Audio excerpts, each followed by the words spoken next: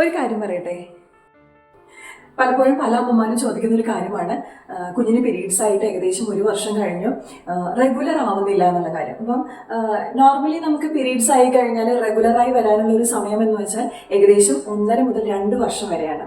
എന്തുകൊണ്ടാണ് ഈ ഒരു ഗ്യാപ്പ് വരുന്നത് എന്ന് വെച്ചാൽ ഈ സമയം നമ്മുടെ റിപ്രൊഡക്റ്റീവ് സിസ്റ്റം ഒക്കെ ശരിക്കും ഡെവലപ്പിംഗ് സ്റ്റേജിലാണ്. അതുപോലെ തന്നെ ഹോർമോണൽ ഫ്ലക്ച്വേഷൻസ് ഭയങ്കര കൂടുതലായിരിക്കും.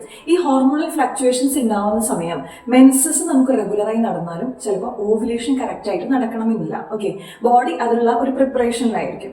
ബോഡി ഇങ്ങനെ പ്രിപ്പയർ ചെയ്യുന്ന സമയം നോർമലി നമുക്ക് മെൻസസ് റെഗുലറായിട്ട് ആവാനുള്ള ചാൻസസ് ഭയങ്കര കുറവാണ്.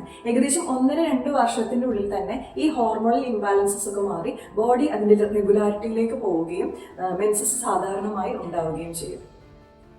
അതിനാൽ 2 വർഷം കഴിഞ്ഞിട്ടും പീരീഡ്സ് റെഗുലർ ആയില്ലെങ്കിൽ ഡോക്ടറെ കാണേണ്ടതാണ്. കാരണം ചിലപ്പോൾ തൈറോയിഡിൻ്റെ പ്രോബ്ലം ആയിരിക്കാം, PCOD ലക്ഷണങ്ങളായിരിക്കാം, HB കുറവായിരിക്കാം, അങ്ങനെ പല പല കാരണങ്ങളുണ്ട്. ഈ കാരണങ്ങളിൽ ഏതെങ്കിലും ആവാനുള്ള ചാൻസസ് ഭയങ്കര കൂടുതലാണ്. നേരത്തെ ഐഡൻറ്റിഫൈ ചെയ്ത് ട്രീറ്റ്മെൻറ്റ് ചെയ്യുകയാണെങ്കിൽ കുഞ്ഞിൻ്റെ ആരോഗ്യത്തെ നമുക്ക് സംരക്ഷിക്കാൻ കഴിയും. Thank you. Take care.